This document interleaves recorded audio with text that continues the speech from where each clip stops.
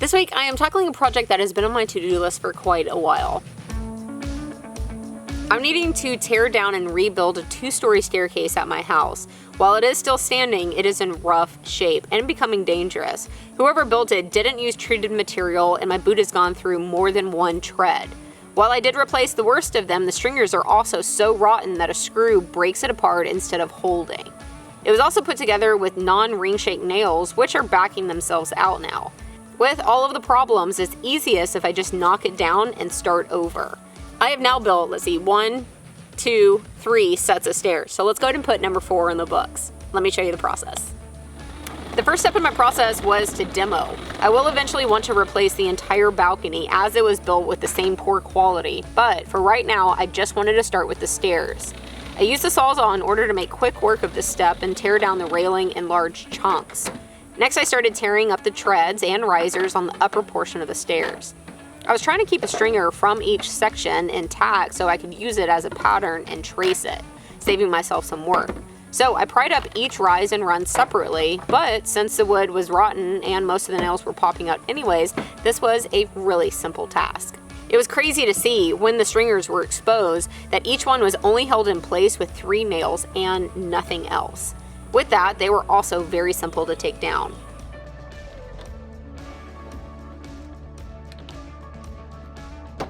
Before tearing into the landing and lower section of the stairs, Jacob used a level to mark the height of the top of the landing onto the house.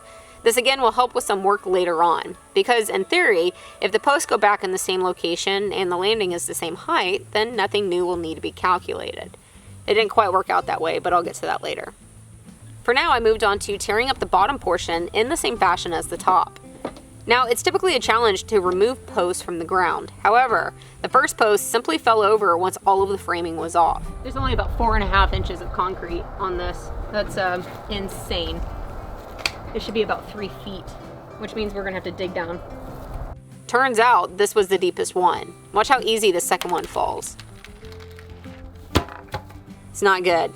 Since the old posts weren't in a hole, the first thing to do in the rebuild process was dig holes to set the new post. I do live on rocky terrain, but there was still at least 24 inches of movable earth to get through before hitting solid rock. With that, Jacob and I split up the task. He went through with the rock bar and would break up a hole, then I would come back with a shovel and clean it out. Then we would switch and repeat. If you're not in rocky terrain, then post hole diggers or a sharpshooter could be the only thing you need for breaking up the ground. Even though I'm going with treated material for the entire build, I'm still going to be applying a coat of stain to add more protection and, of course, a better overall look. In order to get 100% coverage, I stained all of the material before assembly. For a stain choice, I'm going with the stain and seal product from Fence Armor. It comes in a 5-gallon pail and is easy to apply with a brush or roller.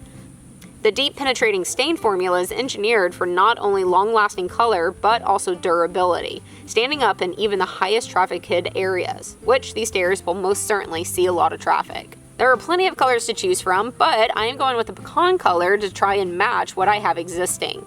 It's worth mentioning that Fence Armor also makes a professional stain and seal for fences as well. Another protective product I'm using from Fence Armor is called a Post Saver Sleeve. This is such a smart idea. The sleeve is lined with tar material and is heat shrinkable. You place it on the bottom of the post so that it will stick above the ground by 2 inches. Then to attach it, you apply heat with a torch and you can see it begins to shrink until it's hugging the post all around. The tar lining inside creates a long-lasting air and watertight seal that will prevent decay, rot, splits, and termite damage. After applying heat, I used a foam roller dipped in water to cool it off and smooth it out. These sleeves come with a 20-year warranty on them, which is pretty impressive to me. After each post had a post saver sleeve installed, each one could now get placed in their holes, then braced in place. The important things to pay attention when setting posts is that they're set in line with each other and that each one is plumb in 2 directions. Setting a string line is the easiest way to make sure they're setting in the same line as each other. Since I was working with an existing staircase, Jacob set a set distance from the post before I knocked them over. This way, when we were setting the new post, we could simply measure over from the line to know where to set it. Then to make sure it was standing straight, we would use 2 2x4s to brace it. You can start by roughly placing it and clamping the braces into place. Then, to get it perfect, use a level to plumb one face while moving the clamp and brace to keep it in its position. Repeat on an adjacent face. Once both read plumb and the bottom is placed in the correct distance from the string line, a screw can be driven into the braces to hold it until concrete is set.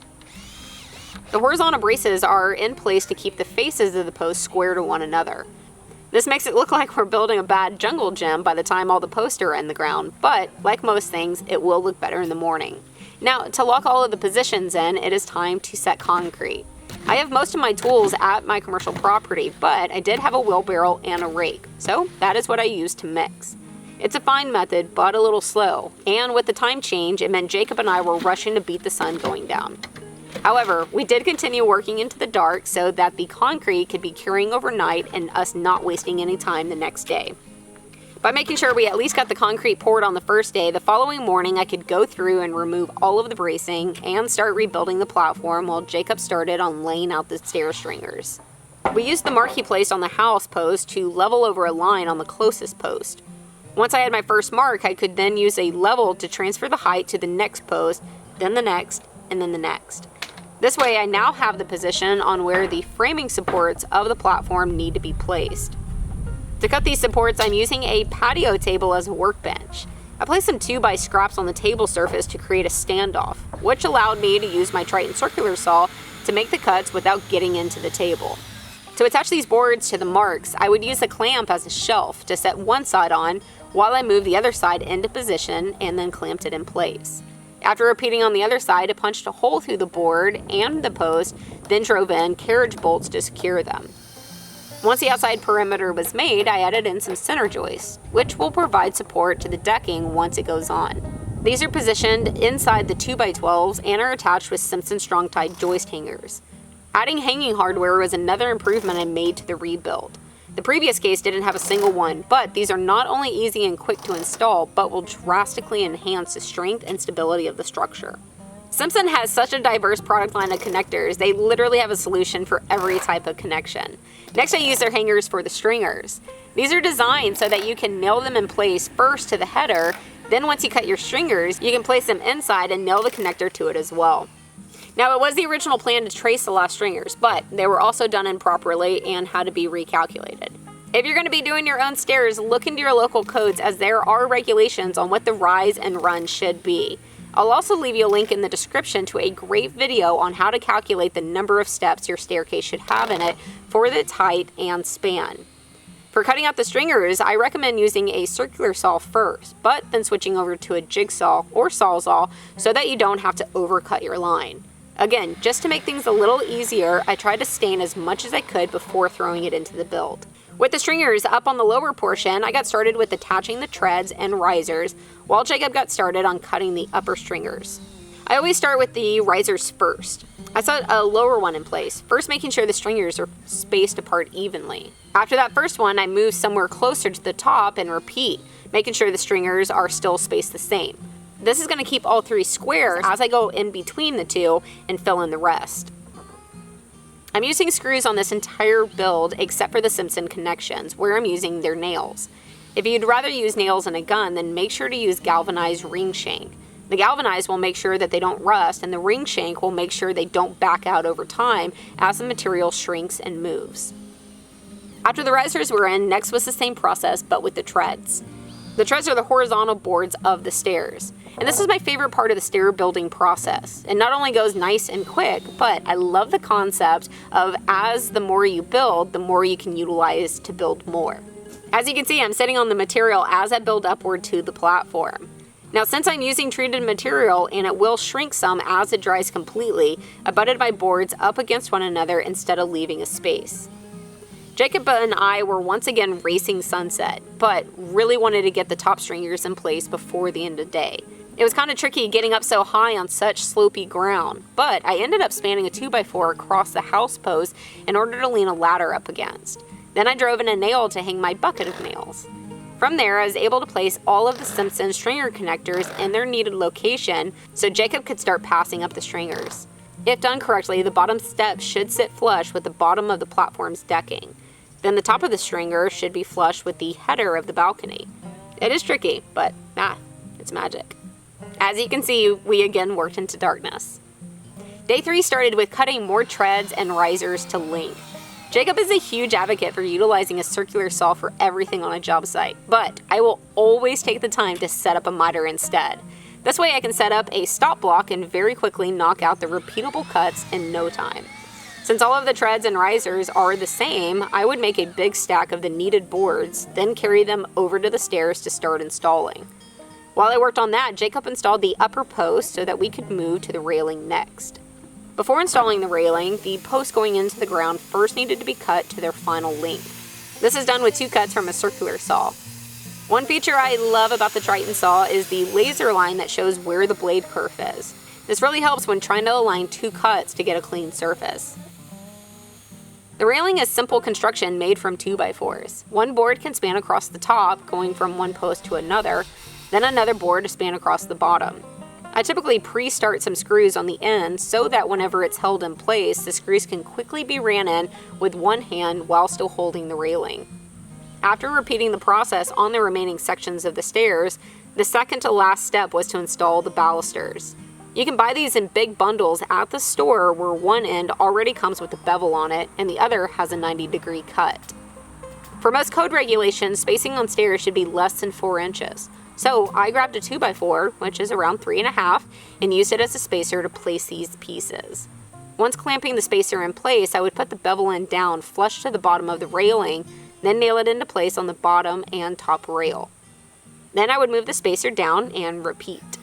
Once an entire section was in place, I first tried to use a handsaw to cut the wild ends off, but very quickly upgraded to a sawzall instead, which I feel confident was the right decision. And wouldn't you just know it, Jacob and I were once again racing to get it done before it got too dark. I can't stand the time change, but the very last step on the process is to cap off the top of the railing. I chose to use the 2x4 laid on its side to do this. However, it is worth mentioning that codes don't allow a 2x4 as it isn't very grabbable, but I live in the county and don't have an issue with it. I would make sure the inside of the 2x4 was aligned flush with the 2x4 top rail. Even though we pushed really hard to beat the dark, Jacob and I again lost out to the time in the day. That is okay though. The staircase was ready to be gawked at and inspected come daylight. The last final touch that needed to be added was another product from Fence Armor. It's a simple to install metal bracket that is placed at the base of all of the posts. This will protect it from getting beaten up when using a weed eater. And these do come in several colors so that they can blend in as they do their job. You've seen me use these before on my fences, but they can be applied to any post in the ground. What a vast improvement over the last one.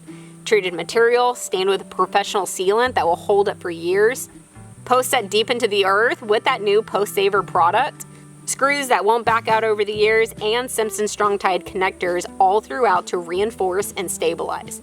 Not bad for 3 hard and long days worth of work. You know, with the time change, it took working into the night all 3 days in order to get the staircase done. But hey, this is the perfect time of year to be working outside in Texas. Not only is this gonna be structurally more sound and gonna be able to last at least a decade, if not longer, but it also looks much better. Everything that I've used in the video, I have linked for you down below. So if you're curious about anything, please check there. I really hope that you enjoyed this build and maybe even learned something. I will see you on whatever I'm building next. All right, y'all can turn off your brights now. Thank y'all.